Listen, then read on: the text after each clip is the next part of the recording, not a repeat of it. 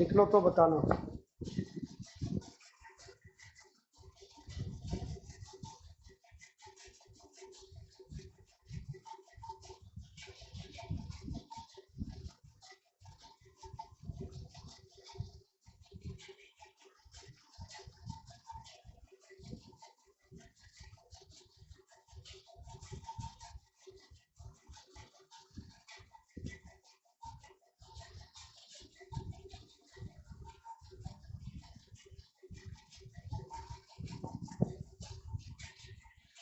लिख लिया बेटा?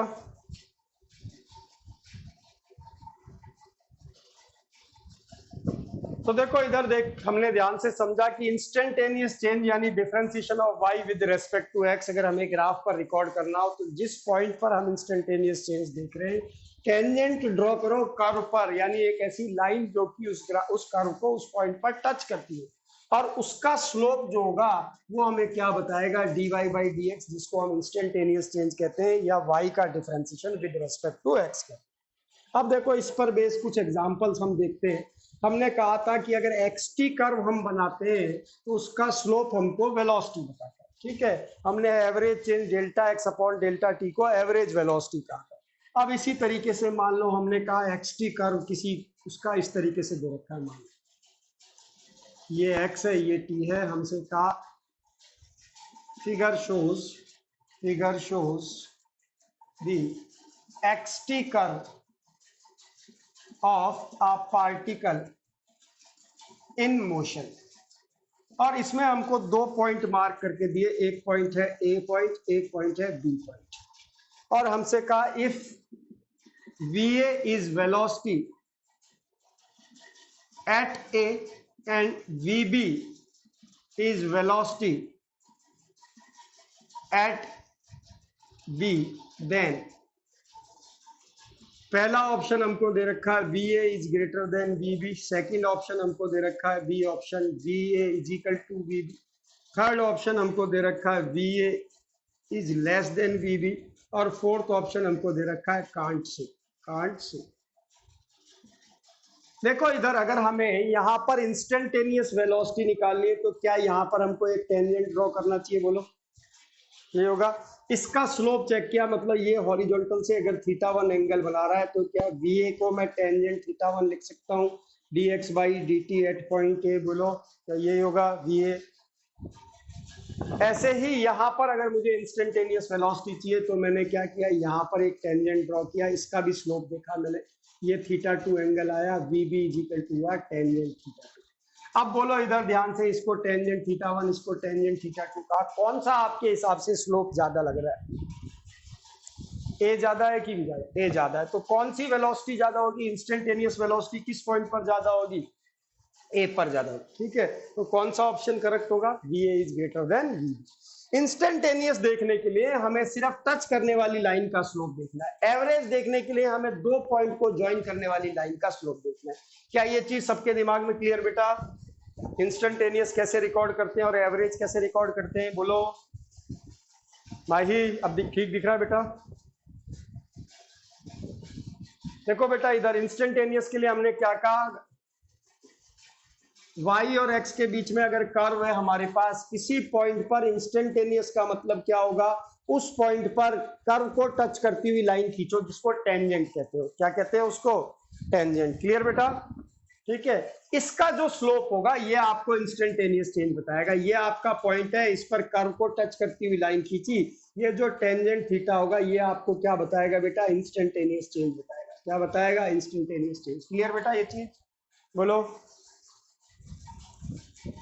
भाई। अब देखो हमारे पास ये क्वेश्चन आया, एक xt कर्व हमको दे रखा है किसी पार्टिकल का, 2 पॉइंट मार्क करके दिए a और b, कहा a पर इंस्टेंटेनियस वेलोसिटी va है और b पर इंस्टेंटेनियस वेलोसिटी vb है। इंस्टेंटेनियस वेलोसिटी क्या होनी चाहिए भाई? dx बाई dt होनी चाहिए क्या? dx by dt। हाँ भाई अगर xt कर्व है तो dx बाई dt, ठीक है। अब यहाँ पर इंस्टेंटेनियस वेलोसिटी निकालने के लिए मैंने इस पॉइंट पर कर्व को टच करती हुई लाइन खींची, ये मेरी कर्व को टच करती हुई लाइन है, इसका स्लोप देखा तो VA किसके बराबर हो गया? टेंजेंट θ1 के। होगा बेटा? बोलो। ऐसे ही पॉइंट B पर मैंने कर्व को टच करती हुई लाइन खींची और इसका स्लोप देखा टेंजेंट θ2। अब बोलो कौन सा ज्यादा लगा आपको? कौन सा स्लोप ज्यादा है? थीटा। बस, यानी वी ए वेलोसिटी किससे ज्यादा है? वी बी वेलोसिटी से ज्यादा है। क्या ये चीज क्लियर बेटा? बोलो। तो लिखो इसको फटाफट, आगे चलते हैं।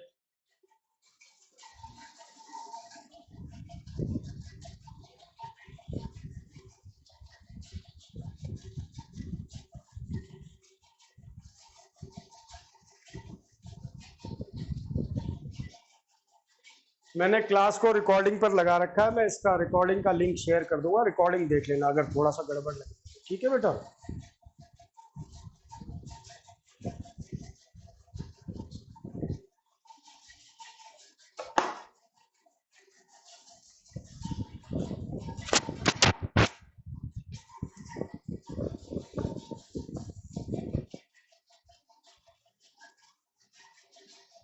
बेटा देखो, हम तो कह रहे हैं वेलोसिटी टेंजेंट थीटा 1 है। अब टेंजेंट में एंगल बढ़ने के साथ वेलोसिटी बढ़ती है, वो वैल्यू बढ़ती है।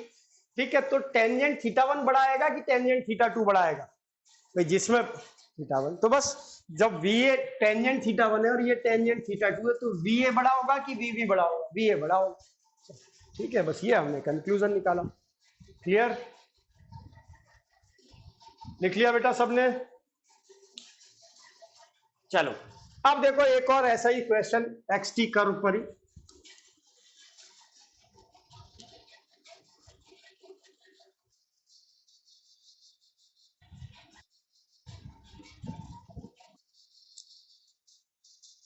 ये हमारे पास किसी पार्टिकल का एक्स टी कर्व हमको कुछ ऐसा दे रखा है। 3 पॉइंट हमें दिए, एक पॉइंट ए, एक पॉइंट दिया बी और एक पॉइंट दिया हमको सी। ये वाला ए पर हमने टेंजेंट ड्रॉ किया, ये थीटा 1 आया हमारे पास। ये हमने बी पर ड्रॉ किया, ये हमारे पास थीटा 2 आया। और ये हमने यहाँ पर ड्रॉ किया, ये सी है। यहाँ पर हमने कहा वी ए बराबर हो गया टेंजेंट थीटा 1 के, वी बी बराबर हो गया टेंजेंट थीटा 2 के, और वी सी बराबर हो गया किसके? टेंजेंट थीटा 3 के। क्या थीटा 3 इजिकल टू 0 आ रहा है? बोलो। क्योंकि ये यहाँ पर अगर आप टेंजेंट ड्रॉ करोगे तो क्या हॉरिजॉन्टल लाइन आएगी। तो अगर मैं इसके बेसिस पर कैलकुलेट को निकालूं, देखो 4 चॉइसेस आपको लिखूं। वी ए पॉजिटिव है, v A is positive, v B is negative, v C is equal to 0। बोलो क्या ये कंक्लूजन मैं निकाल सकता हूं इसके बेसिस पर? क्यों हमने कहा इसको नेगेटिव क्यों कहा? क्योंकि एंगल कैसे नपा, स्लोप कैसा आया? नेगेटिव आया। क्या क्लॉकवाइज गया क्या एंगल? ये एंगल एंटी क्लॉकवाइज गया, ये क्लॉकवाइज गया। क्लॉकवाइज जाते ही हमारा स्लोप क्या हो जाता है? नेगेटिव हो जाता है। यहाँ पर थीटा 0 यानी v C is equal to हमारा टेंजेंट थीटा 3 होना चाहिए, और टेंजेंट 0 की वैल्यू 0 होती है। तो क्या वी सी की वैल्यू 0 आई? बोलो हाँ आई। इसी क्वेश्चन को मान लो आपसे पूछता है point eight which object is at rest. Object is at rest, बोलो किस पॉइंट पर ऑब्जेक्ट रेस्ट पर दिखाई दे रहा है आपको? जहां पर वेलोसिटी 0 हो जाए। बोलो किस पॉइंट पर? Point C. तो क्या आंसर लिखोगे इसका? Point C. ठीक है, पॉइंट सी। जहां पर स्लोप 0 हो गया वहां पर हम कहेंगे वेलोसिटी क्या हो गई? 0 हो गई, ऑब्जेक्ट रेस्ट पर आ गया। तो एक क्वेश्चन ये भी हो सकता है। हमने कहा नेगेटिव डायरेक्शन में किस पॉइंट पर जा रहा है? ए पर, बी पर कि सी पर? नेगेटिव डायरेक्शन में पॉइंट बी पर। क्या ये चीज क्लियर बेटा? स्लोप नेगेटिव मतलब वेलोसिटी नेगेटिव। वेलोसिटी नेगेटिव किस पॉइंट पर? जहां पर स्लोप नेगेटिव। स्लोप नेगेटिव किस पॉइंट पर आया? बी पॉइंट पर। तो हम जब ये चीज समझने लग जाते हैं कि स्लोप से हमें क्या आइडिया लगता है, तो हम बहुत सारे कंक्लूजन ग्राफ को देख के ड्रॉ कर सकते हैं। क्या आप सबके ये बात समझ में आई बेटा? बोलो। इस सारी नॉलेज का हम यूज करेंगे जब हम मोशन वाला चैप्टर पढ़ेंगे। फिर से इसको कंक्लूड कर रहा हूं भाई। ग्राफ पे डिफरेंशिएशन का क्या मतलब? भाई ग्राफ बेसिकली किस किस के बीच में बना? वाई और एक्स के बीच में। दो इंफॉर्मेशन हमें दे सकता है, एक एवरेज चेंज बता सकता है और एक क्या बता सकता है? Instantaneous change. एवरेज चेंज कैसे बताएगा? दो पॉइंट को मिला दो, उस लाइन का स्लोप हमेशा आपको क्या बताएगा बेटा? Average change. क्या बताएगा? और अगर किसी एक पॉइंट पर टेंजेंट ड्रॉ कर दो तो उसका स्लोप क्या बताएगा बेटा? इंस्टेंटेनियस। किसी लाइन का स्लोप मतलब क्या होता है? अगर लाइन हॉरिजॉन्टल से थीटा एंगल बना रही है तो लाइन का स्लोप किसको लिखते हैं बेटा? अगर थीटा एंगल बना रही है तो स्लोप क्या है? Tangent theta. क्या है बेटा? क्लियर बेटा? स्लोप पॉजिटिव हो सकता है, स्लोप नेगेटिव हो सकता है। स्लोप नेगेटिव कब होता है? जब एंगल को हम कैसे मेजर करते हैं? क्लॉकवाइज। और अगर एंटी क्लॉकवाइज मेजर कर रहे हैं तो स्लोप क्या माना जाता है? पॉजिटिव। क्लियर ये चीज? ठीक है, क्या ये चीज सबको समझ में आई? चलो इसको नोट डाउन करो, फटाफट आगे चलते हैं, आगे की चीज सीखते हैं, डिफरेंशिएशन का लास्ट चीज पर अपन चलते हैं।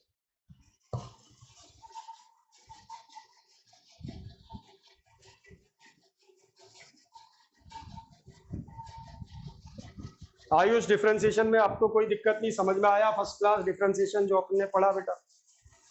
ओके।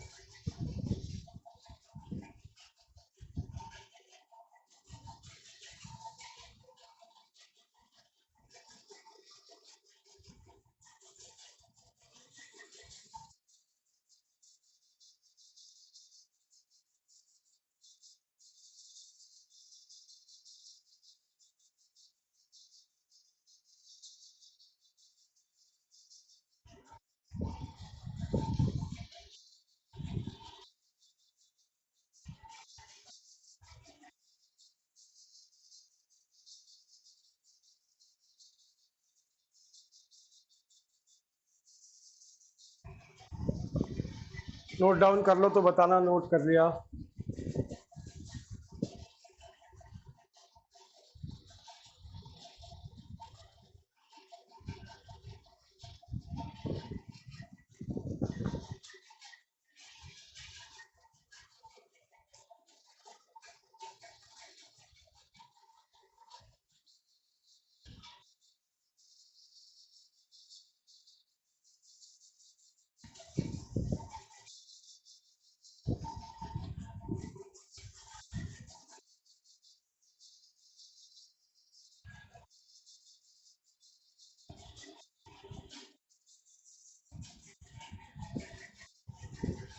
कर लिया बेटा सबने?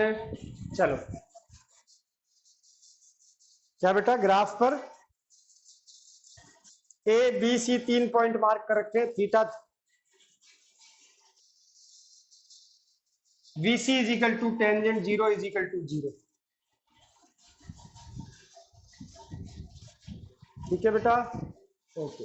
चलो अब देखो इधर ध्यान से, जो डिफरेंशिएशन है उससे हमें एक और काम की चीज पता लगती है, और वो कहलाता है मैक्सिमा और मिनिमा। तो हेडिंग डालेंगे मैक्सिमा मिनिमा, और कैसे हम उसको डिफरेंशिएशन की मदद से फाइंड आउट करते हैं मैक्सिमा एंड मिनिमा। देखो मान लो हमारे पास y कोई फंक्शन है x का, और हमने y और x का कर्व बनाया, ऐसा कुछ कर्व आया, सपोज ये कुछ कर्व है। इस कर्व में अगर मैं पूछूं आपसे y की वैल्यू मिनिमम कहाँ है, तो आप कहोगे भाई ये y की मिनिमम वैल्यू है। क्या ये y की मिनिमम वैल्यू है बेटा? और मैं पूछूं y की मैक्सिमम वैल्यू कहाँ है, तो आप कहोगे भाई ये y की मैक्सिमम वैल्यू, ये y की क्या है? Maximum value. जिस पॉइंट पर y मिनिमम है और जिस पॉइंट पर y मैक्सिमम है, दोनों जगह हम स्लोप बनाते हैं, दोनों जगह टेंजेंट बनाते हैं, ये हमने बनाया। देखो क्या दोनों जगह स्लोप जीरो आ रहा है टेंजेंट का? यानी यहां पर भी मैं क्या कहूंगा, dy by d x is equal to zero है, और यहां पर भी कहूंगा dy by d x is equal to zero है। ठीक है बेटा? यानी जहां पर y मैक्सिमम और y मिनिमम होगा, वहां दोनों ही जगह क्या चीज होनी चाहिए? y का x के साथ डिफरेंशिएशन किसके बराबर होना चाहिए? जीरो के लिए। तो हमने एक कंडीशन बना ली कि for maxima and minima, minima क्या कंडीशन होनी चाहिए? dy by d x is equal to क्या होना चाहिए? जीरो। y की वैल्यू मैक्सिमम और y की वैल्यू, ठीक है, y की वैल्यू मिनिमम और y की वैल्यू मैक्सिमम वहां पर होगी जहां पर dy बाई डी एक्स क्या होगा? जीरो होगा। क्लियर बेटा? ये चीज समझ में आई? बोलो। अब समस्या ये हुई कि दोनों ही जगह dy by d x zero हो गया, मुझे कैसे पता लगे कि ये चीज मैक्सिमम है और ये चीज मिनिमम? सोचो अगर आप मैक्सिमम पर पहुंच गए तो क्या उसके बाद वैल्यू और बढ़ सकती है, या उसके बाद तो घटेगी, डिक्रीज होगी? और अगर आप मिनिमम पे हो तो क्या उससे और नीचे जा सकते हो, या उससे तो अब आगे ऊपर ही जाना पड़ेगा, इंक्रीज। तो मिनिमम हमारा वो है जहां के बाद और नीचे जाना पॉसिबल नहीं है, यानी उसके बाद चेंज पॉजिटिव होना चाहिए। मैक्सिमम मेरा वो है जिसको मैं कहता हूं भाई इसके बाद और ऊपर नहीं जाना चाहिए, इसके बाद तो हमें नीचे जाना चाहिए। तो ये वो जगह है जिसके बाद मेरा स्लोप क्या होता है, पॉजिटिव होता है। ये वो जगह है जिसके बाद स्लोप मेरा नेगेटिव होता है। तो मैं स्लोप का चेंज देखता हूं। देखो इस क्वांटिटी का चेंज देखना है तो मैं कैसे आइडेंटिफाई करूंगा, फॉर मैक्सिमा मेरे को इसमें चेंज देखना है, किसी चीज में चेंज मतलब उसको डिफरेंशिएट कर दो। मैं किस में चेंज देख रहा हूं, dy बाई dx में, कि स्लोप मेरा आगे नेगेटिव हो रहा है क्या। तो मैंने इसको डिफरेंशिएट कर दिया और इसको डिफरेंशिएट कर दिया, मतलब इसका डबल डिफरेंशिएशन कर दिया। यही होगा बेटा। भाई अगर आपने एक डिफरेंशिएशन को दोबारा से डिफरेंशिएट कर दिया, आपने कहा चेंज का चेंज देखते हैं, तो इसका आपने दोबारा से चेंज किया और आपने इसको डबल डिफरेंशिएट कर दिया। बोलो ये डिफरेंशिएशन क्या नेगेटिव आना चाहिए अगर ये मैक्सिमा है तो? बोलो क्या ये नेगेटिव आना चाहिए? क्योंकि मैक्सिमा तो तभी हुआ ना जब स्लोप आपका क्या हो गया, स्लोप का चेंज कैसा हो गया, नेगेटिव हो गया। तो हमने यहां रिकॉर्ड किया भाई dy बाई dx अब आगे कैसे बदल रहा है, तो इसका चेंज देखने के लिए हमने इसको दोबारा डिफरेंशिएट किया, मतलब डबल डिफरेंशिएशन किया। अगर डबल डिफरेंशिएशन नेगेटिव आ गया, इसका मतलब मेरा पॉइंट कैसा है, मैक्सिमा का पॉइंट है। किसका पॉइंट है, मैक्सिमा का। और मिनिमा के लिए मैं क्या करूंगा, बोलो मैं जब चेंज को रिकॉर्ड करता हूं तो मैं कहता हूं भाई इसका चेंज देखो, यानी इसको डबल डिफरेंशिएट करो। आपने डबल डिफरेंशिएट किया, d2y बाई dx स्क्वायर आ गया। और अगर ये पॉजिटिव आ जाए तो आप क्या कहोगे, ये पॉइंट किसका हो गया, मैक्सिमा का हो गया, तो सॉरी मिनिमा का हो गया। ठीक है बेटा। तो क्या अंतर नजर आया कि मिनिमा कौन सा और मैक्सिमा कौन सा बेटा? दोनों ही पॉइंट पर dy बाई dx तो जीरो होगा। ठीक है। उसके बाद हमने कहा कि दोनों में डिस्टिंग्विश करना है भाई, दोनों पर ही dy बाई dx जीरो है, कौन सा पॉइंट मैक्सिमा है कौन सा मिनिमा है। अगर आपको ये पता करना है तो आप उसको डबल डिफरेंशिएट करो। अगर डबल डिफरेंशिएट करने के बाद नेगेटिव आता है तो वो पॉइंट किसका पॉइंट है बेटा, मैक्सिमा का। अगर वो नेगेटिव की जगह पॉजिटिव आता है तो वो पॉइंट किसका, मिनिमा का। ठीक है बेटा। क्या हम दोनों में अंतर कर सकते हैं, बिल्कुल कर सकते हैं। एक बार इसको लिख लो, फिर एक एग्जांपल से इसको और क्लियरली समझते हैं।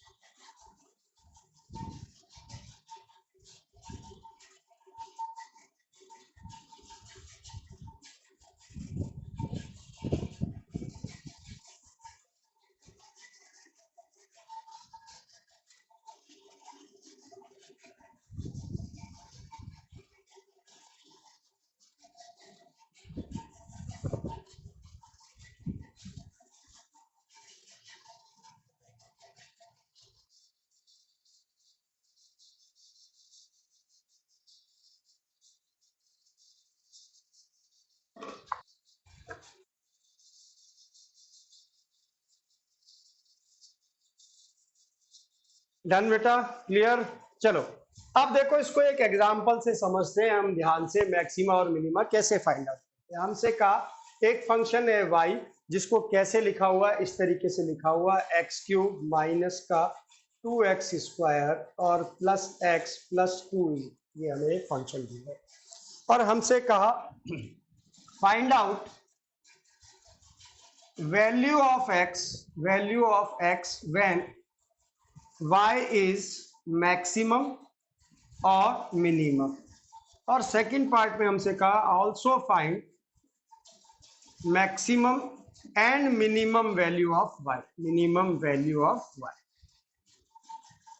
पहला काम हमसे कहा कि जब y मिनिमम है तब x क्या है, और जब y मैक्सिमम है तब x क्या है, ये बताओ। दूसरा हमसे कहा y मिनिमम की क्या वैल्यू है और y मैक्सिमम की क्या वैल्यू है, ये बताओ। तो हम तो एक चीज जानते हैं कि y अगर x का फंक्शन है तो मैक्सिमम और मिनिमम वहां पर होगा जहां पर dy बाई dx किसके बराबर हो जाए, जीरो के बराबर हो जाए। ठीक है बेटा, तो हमारे पास ये फंक्शन, क्या हम इससे dy बाई dx निकाल सकते हैं? हाँ निकाल सकते हैं। बोलो क्या आ जाएगा, इसको अगर x के साथ डिफरेंशिएट कर देंगे तो जल्दी बोलो क्या आया, 3x स्क्वायर माइनस का 4x प्लस का 1, यही आएगा बेटा। अब हमने कहा कि फॉर मैक्सिमा और मिनिमा हमारी शर्त क्या होती है, फॉर मैक्सिमा एंड मिनिमा क्या होना चाहिए, dy बाई dx किसके बराबर होना चाहिए, 0 के होना चाहिए। तो इसको 0 के बराबर रख दो। क्या है हमारा dy बाई dx, ये है हमारा dy बाई dx, इसको हमने 0 रख दिया। अब ये एक हमारे पास क्वाड्रेटिक इक्वेशन बन गई। चाहे तो हम इसके मिड टर्म स्प्लिटिंग से इसको सॉल्व कर सकते हैं, माइनस का 3x माइनस का x प्लस 1 इजिकल टू 0 लिख सकते हैं इसको ऐसे बेटा। ठीक है, अगर हम यहाँ से 3 कॉमन ले ले, 3x कॉमन ले ले तो ये बचा x माइनस 1, यहाँ से माइनस कॉमन ले ले तो ये बचा x माइनस 1, यानी हमारे फैक्टर आ गए 3x माइनस 1 और x माइनस 1 इजिकल टू 0। बोलो यही दो फैक्टर आए हमारे, यानी x की दो पॉसिबल वैल्यू हमारे पास क्या क्या आ गई बेटा, बोलो इससे x की वैल्यूज हमें क्या क्या मिली, 1/3 एंड 1। तो हमने x की वैल्यू निकाल दी कि भाई x की दो dy बाई dx जब 0 होता है तब x या तो 1/3 है या x क्या है हमारा बेटा 1। तो ये हमने लिखा dy बाई dx 0, और जब dy बाई dx 0 है तो x की दो पॉसिबल वैल्यू हो सकती है, एक 1/3 हो सकती है और एक क्या हो सकती है बेटा 1। क्लियर ये चीज, ठीक है। अब इनमें से हो सकता है ये मैक्सिमा हो, ये मिनिमा हो सकता है ये मिनिमा हो, ये मैक्सिमा, ये हमें जज करना है कौन सा मिनिमा कौन सा मैक्सिमा। तो क्या करेंगे, मिनिमा और मैक्सिमा को अलग अलग करने के लिए हम क्या करते थे, डबल डिफरेंशिएशन करते थे, यही था बेटा, बोलो। तो हमारे पास जब पहली बार डिफरेंशिएट किया था तब क्या आया था, dy बाई dx कितना आया था जरा बताओ तो, dy बाई dx क्या आया था, 3x स्क्वायर माइनस का 4x प्लस 1। इसको एक बार और डिफरेंशिएट कर देते हैं, यानी d2y बाई dx स्क्वायर निकाल लेते हैं, डबल डिफरेंशिएशन। बोलो क्या आ जाएगा, 6x माइनस 4 आ जाएगा। अब इसको हम चेक करते हैं दोनों वैल्यूज के लिए। पहले हमने चेक किया for x is equal to 1/3 के लिए, तो x इज इक्वल टू 1/3 के लिए जब चेक किया तो d2y बाई dx स्क्वायर कितना आया, x की जगह रखा 1/3 माइनस का 4, ये कट गया, ये 2 बना, यानी माइनस का 2 आया। क्या वैल्यू आई ये इंपॉर्टेंट नहीं है, ये इंपॉर्टेंट है कि पॉजिटिव आया कि नेगेटिव आया। बोलो कैसा आया, पॉजिटिव की नेगेटिव, नेगेटिव। तो क्या कहा हमने, क्योंकि ये नेगेटिव है तो ये पॉइंट कौन सा होना चाहिए, बोलो मैक्सिमा की, कैसा होना चाहिए, मैक्सिमा होना चाहिए। तो हमने लिखा for x is equal to 1/3 point is maxima, कौन सा पॉइंट है, मैक्सिमा। ठीक है बेटा, फिर हमने चेक किया किसके लिए, for x is equal to 1 के लिए। हमने d2y बाई dx स्क्वायर में x की वैल्यू क्या रख दी, 1 रख दी। ये कितना आया, प्लस का 2। क्या आया ये इंपॉर्टेंट नहीं है, फिर से हमने कहा कैसा आया है, पॉजिटिव आया है, यानी पॉजिटिव है तो for x is equal to 1 क्या है हमारा पॉइंट, कौन सा है हमारा, मिनिमा का पॉइंट। किसका पॉइंट है बेटा, मिनिमा। यानी y मैक्सिमम कब है, जब x की वैल्यू क्या है बेटा 1/3, और y मिनिमम कब है, जब x। तो क्या हमने पहले पार्ट का आंसर कर दिया, value of x when y is maximum and minimum, y maximum when x is equal to 1/3, y minimum when x is equal to 1। Clear बेटा, बोलो। अब अगर हमें वैल्यू निकालनी है y मैक्स और y मिन की, तो y का फंक्शन लिख लो, y क्या है, x क्यूब माइनस का 2x स्क्वायर और प्लस का x प्लस 2, यही है y, बोलो। तो y मैक्सिमम अगर हमें निकालना है तो बोलो y मैक्सिमम कब था, जब x इज इक्वल टू कितना था ना, x कितना था 1/3, तो x की जगह 1/3 रख दो। तो x की जगह 1/3 रख दिया तो 1/3 का क्यूब 2 इंटू 1/3 का स्क्वायर प्लस 1/3 प्लस 2, बोलो यही होना चाहिए। हाँ, क्या बन जाएगा, 3 3 9 27, ये क्या बन जाएगा 2/9, और ये क्या बन गया 1/3 प्लस 2, यही बना बेटा। हाँ, क्या एलसीएम आया 27, क्या बना 1, और ये कितना बना 9 3 जा यानी 6, और ये कितना बना 9, और ये कितना बना 54, बोलो ये बनेगा। ठीक है, 27 1 बना, 9 3 जा 3 2 जा 6, 3 9 जा 9, और 2 27 इंटू 2 यानी 54। क्या आ गया बोलो, इसको सॉल्व करोगे तो 9 माइनस 1, 9 प्लस 1 में से 6 गया तो 4, 58/27। क्या यही आया y की मैक्सिमम वैल्यू बोलो? हाँ, y मैक्सिमम कितना आया बेटा? 58/27। क्लियर? बोलो। मैक्सिमा निकाल किस पे था? जब x 1/3 था, तो मैक्सिमम वैल्यू निकालने के लिए x को हमने कितना रख दिया? 1/3। अब बोलो y मिनिमम निकालने के लिए क्या करूंगा? कितने किस x की किस वैल्यू के लिए y मिनिमम है? 1 के लिए, तो x की जगह 1 रख दो। तो 1 का क्यूब माइनस 2 इंटू 1 का स्क्वायर प्लस 1 प्लस 2, बोलो क्या आ जाएगी वैल्यू? 1 माइनस का 2 प्लस 1 प्लस 2, बोलो यही आएगी। यानी कितनी आ जाएगी? 2 आ जाएगी वैल्यू। कितनी आ जाएगी? 2। क्लियर बेटा? तो ये मिनिमम वैल्यू है, ये मैक्सिमम वैल्यू है। ठीक है बेटा? क्या सबको ये चीज समझ में आई कैसे निकालते हैं मैक्सिमा मिनिमा? बोलो। तो नोट डाउन करो इसको, आगे चलते हैं।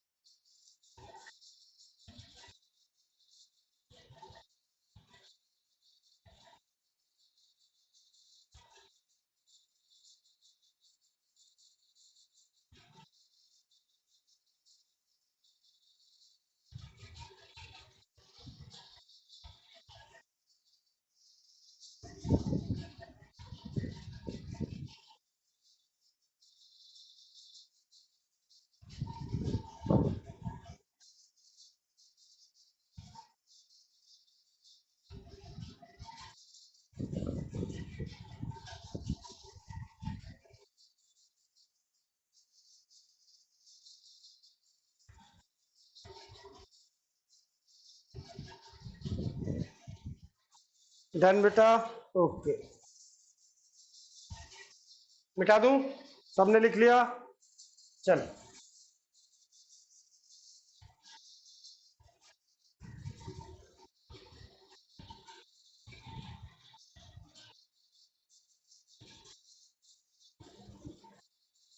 अब देखो, ये चीज हम ध्यान रखेंगे कि जरूरी नहीं है किसी फंक्शन में मैक्सिमा और मिनिमा दोनों ही हो सकता है सिर्फ मैक्सिमा एग्जिस्ट करे, हो सकता है सिर्फ मिनिमा एग्जिस्ट करे। जैसे फॉर एग्जांपल, मान लो मैंने एक कर्व बनाया ऐसे, ये कर्व मेरा कुछ इस तरीके से जा रहा है और जाता जा रहा है इनफाइनाइट तक। कहाँ तक जा रहा है? इनफाइनाइट। बोलो क्या इसका कोई मैक्सिमा होगा क्या? ना, ये तो कहाँ तक जाएगा? इनफाइनाइट तक। लेकिन क्या इसका मिनिमा ये है क्या? हाँ। तो इसमें क्या है? मिनिमा है, minima exist, maxima doesn't, maxima does not. दूसरा मैंने कहा, मान लो मेरे पास कर्व कुछ इस तरीके से ये चल रहा है और ये इसको टच करता है इनफाइनाइट पे जाके, इसके पैरेलल हो जाता है, इनफाइनाइट पे जाके टच करे। बोलो क्या इसके अंदर मैक्सिमा है क्या? हाँ। क्या इसमें मिनिमा है? ना। तो मैक्सिमा एग्जिस्ट करेगा, मिनिमा एग्जिस्ट नहीं करेगा। यानी कोई जरूरी नहीं है कि हर फंक्शन में मुझे मैक्सिमा और मिनिमा दोनों ही मिले। हो सकता है सिर्फ मैक्सिमा मिल रहा हो, मिनिमा ना मिले। हो सकता है सिर्फ मिनिमा मिले, मैक्सिमा ना मिले। क्या ये चीज क्लियर? कि कोई जरूरी नहीं है दोनों चीज एग्जिस्ट करे। क्लियर बेटा? लेकिन ये जो हमारे रूल है ये एग्जिस्ट करेंगे। अगर आपके पास मैक्सिमा है, इसका मतलब d2y by d x square हमेशा क्या आएगा? नेगेटिव ही आएगा। अगर आपके पास मिनिमा है यानी d2y by d x square हमेशा कैसा आएगा? पॉजिटिव आएगा। क्लियर बेटा? क्लियर ये चीज? चलिए आगे चलते हैं। देखो एक और सवाल देखते हैं।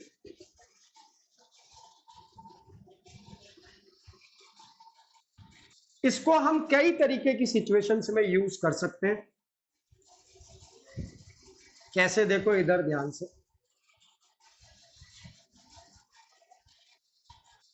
देखो। जैसे एक छोटा सा एग्जांपल मैंने आपको लिखा, वैसे तो मैथमेटिक्स का है लेकिन फिजिक्स में भी कई जगह इसका यूज आएगा और फिजिक्स का यूज भी इसका देखेंगे। जैसे आपको कहा 24 is to be divided into two non zero numbers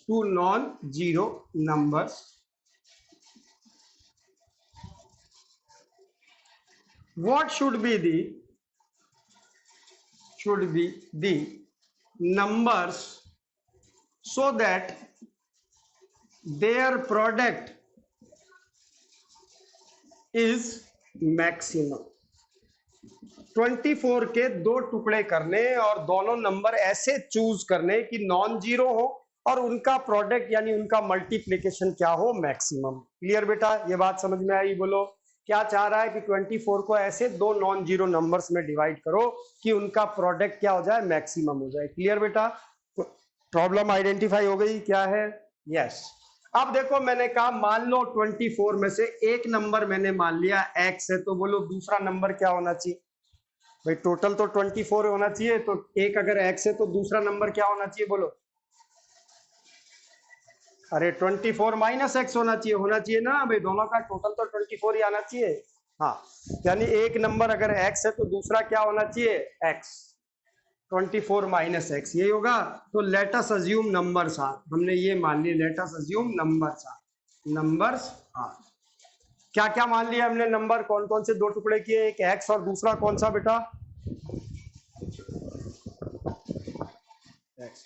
अब इनका प्रोडक्ट अपन करते हैं। मान लो प्रोडक्ट को p लिख देते हैं, तो दोनों का मल्टीप्लिकेशन कर देते हैं। प्रोडक्ट का मतलब यही तो होता है, यही होगा।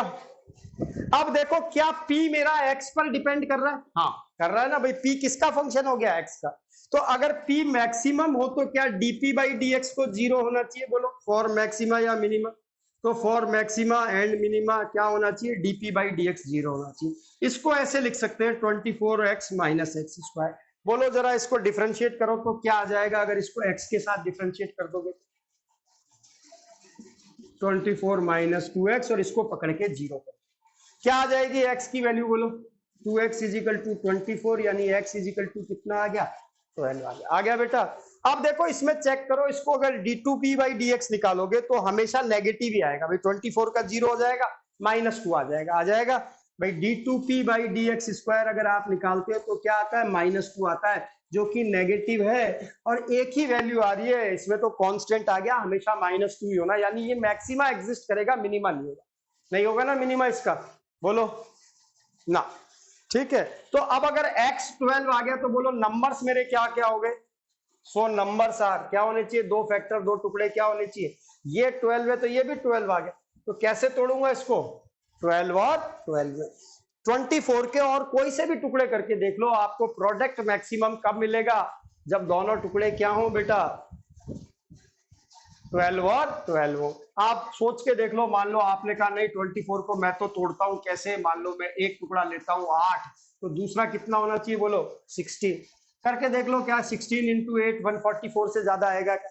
इस केस में तो प्रोडक्ट कितना आया? बोलो हमारा प्रोडक्ट 144 आया 12 इंटू 12। अब आप कैसे भी टुकड़े करके देख लो, 24 के कोई से भी और टुकड़े कभी भी मैक्सिमम प्रोडक्ट नहीं देंगे। ये मैथमेटिक्स ने प्रूव किया कि मैक्सिमम प्रोडक्ट कब आ सकता है? जब आपके टुकड़े क्या हो बेटा? 12 और 12। क्या चीज ये समझ में आई सबके बेटा? आना बोलो। ठीक है। ऐसे बहुत सारे एग्जाम्पल फिजिक्स में भी हम करते हैं। इसको लिखो, देखो इसको एक फिजिक्स से रिलेट करके दिखाते हैं। याद रखना, प्रोडक्ट हमेशा मैक्सिमम होता है जब इक्वल टुकड़े होते हैं। ठीक है, किसी भी चीज को अगर डिवाइड करना हो तो प्रोडक्ट हमेशा मैक्सिमम तब होगा जब उसको इक्वली डिवाइड करो।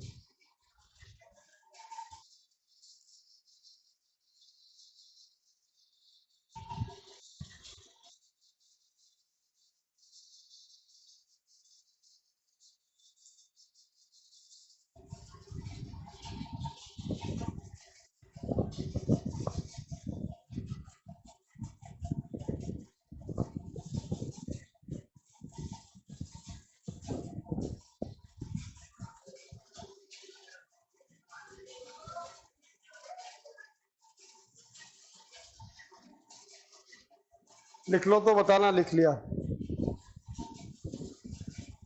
डन। चलो अब देखो, इसी सवाल को मैथमेटिक्स फिजिक्स में भी पूछता है। कैसे पूछता है फिजिक्स में? 11th और 12th दोनों का क्वेश्चन है। 12th में इलेक्ट्रोस्टैटिक फोर्स के लिए हो जाता है और 11th के अंदर ग्रेविटेशनल फोर्स के लिए पूछता है। कैसे पूछता है इधर देखो ध्यान से, उसको कैसे सॉल्व करते हैं। देखो, फोर्स ऑफ ग्रेविटेशन को आप क्या लिखते हो? दो मास के बीच में फोर्स ऑफ ग्रेविटेशन, दो मास के बीच में फोर्स आप लिखते हो F is equal to G m1 m2 upon r square. बोलो यही लिखते हैं। जी को हम क्या कहते हैं? Universal gravitational constant, r distance, m1 m2 mass. ठीक है, हमसे कहा if a mass capital M is to divided into two parts kept at r distance such that force between them is maximum, what should be the ratio? What should be the ratio? आपके पास एक total mass है m, आपको इसको दो टुकड़ों में divide करके r distance पर रखना है। शर्त यह है कि इनके बीच में ग्रेविटेशन का फोर्स मैक्सिमम हो जाए। तो इन दोनों टुकड़ों का रेशो क्या होना चाहिए? m1 और m2 का क्या रेशो होना चाहिए? m1 और m2 किस रेशो में डिवाइड?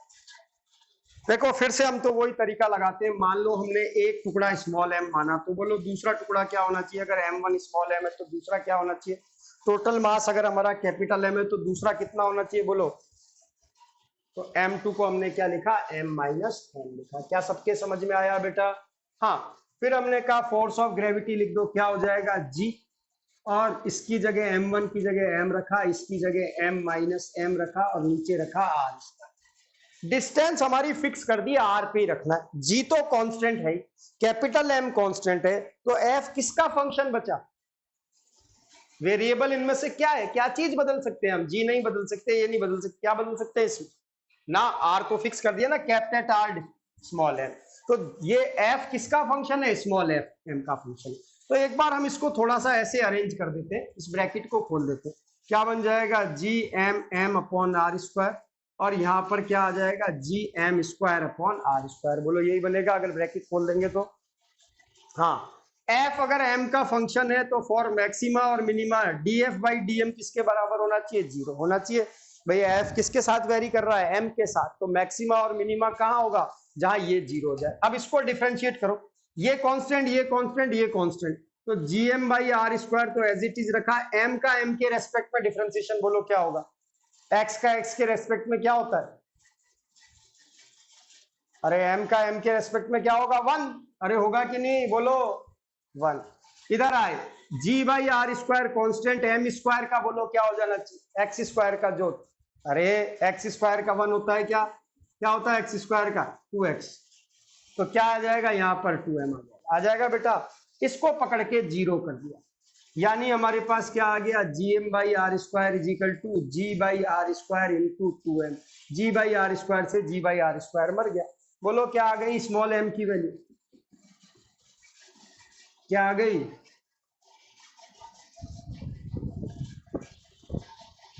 क्या आई m/2। तो जब ये m/2 है तो दूसरा भी m/2 होगा, यानी किस रेशो में डिवाइड किया आपने, m1 और m2 का रेशो क्या आया आपके पास बोलो, ये भी m/2 है, ये भी m/2 है, तो रेशो क्या हुआ, अरे क्या रेशो हुआ, 1:1 हुआ। ठीक है, हमेशा याद रखो मैक्सिमम भाई प्रोडक्ट पर डिपेंड कर रहा है, m1 m2, प्रोडक्ट हमेशा मैक्सिमम कब होता है, जब इक्वली डिवाइड होते हैं। ठीक है भाई, यहाँ पर जी कांस्टेंट है, आर स्क्वायर कांस्टेंट है, डिपेंड किस पर कर रहा है, दोनों मास के प्रोडक्ट पर कर रहा है। और प्रोडक्ट हमेशा किसी चीज का कब मैक्सिमम हो सकता है, अगर एक चीज को दो में डिवाइड करें तो प्रोडक्ट उनका मैक्सिमम कब होगा, जब इक्वली डिवाइड होते हैं। ठीक है बेटा, क्लियर ये चीज करके दिखाने में हमने ऐसे दिखाया, पिछले वाला सवाल ही एक तरीके से, उसमें भी तो यही था भाई 24 को दो टुकड़ों में डिवाइड करो, यहाँ का m को दो टुकड़ों में डिवाइड करो जिससे उनका प्रोडक्ट मैक्सिमम हो जाए। प्रोडक्ट मैक्सिमम कब होता है बोलो, जब दोनों को कैसे डिवाइड करें, इक्वली डिवाइड करें। क्लियर बेटा, तो ये क्वेश्चन देखो 2 बार पूछेगा आपसे, 11th क्लास में ग्रेविटेशनल फोर्स के लिए पूछ लेगा, 12th में कहेगा एक चार्ज है उसको दो टुकड़ों में डिवाइड करते हैं, क्योंकि जो इलेक्ट्रोस्टैटिक फोर्स होता है उसको भी ऐसे लिखते हैं Q1 Q2 upon R square. वहां पर भी कहेंगे भाई प्रोडक्ट मैक्सिमम कब हो सकता है, जब इक्वली डिवाइड करो, तो वहां पर भी चार्ज को क्या लिखोगे, अगर आपको कहे एक चार्ज Q को दो पार्ट में डिवाइड करके रखना है R डिस्टेंस पर सच दैट फोर्स मैक्सिमम हो जाए, तो बोलो चार्ज को किस रेशो में डिवाइड करूंगा, दो टुकड़े मेरे क्या होंगे Q/2 Q/2। क्लियर बेटा, तो आगे जब सवाल आए तो कैलकुलेट भी मत करना, डायरेक्ट लिख देना, करके दिखाना हो तो ऐसे करके दिखाएंगे भाई, मैक्सिमा और मिनिमा वाले रूल से कैलकुलेट किया। क्या ये चीज सबको क्लियर बेटा, मैक्सिमा मिनिमा बोलो। तो देखो this is all about differentiation, जो हमने पढ़ना था डिफरेंशिएशन में हमने पढ़ लिया। इंटीग्रेशन हम स्टार्ट करेंगे, लेकिन कल स्टार्ट करेंगे क्योंकि आज क्लास अपनी जो है थोड़ी सी डिस्टर्ब चली। मैंने इसको रिकॉर्ड किया है, मैं आपको लिंक शेयर कर दूंगा यूट्यूब चैनल पर डालकर अपने, उस पर आप चाहो तो इसकी रिकॉर्डिंग देख सकते हो। ठीक है बेटा, ओके, लेकिन अपलोड करने में मेरे को लगेगा टाइम, और मैं फिर उसके बाद आपको लिंक शेयर करूंगा। ठीक है, कल हम स्टार्ट करेंगे इंटीग्रेशन। ओके बेटा, बाय बाय बेटा।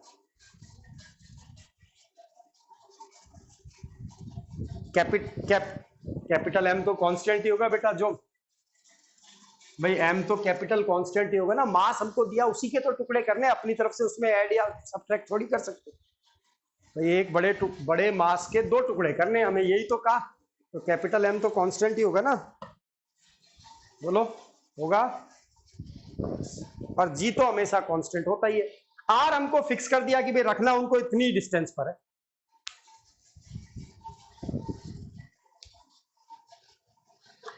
तो बचा हमारे पास एक ही चीज स्मॉल है। ओके बेटा, चलो बाय।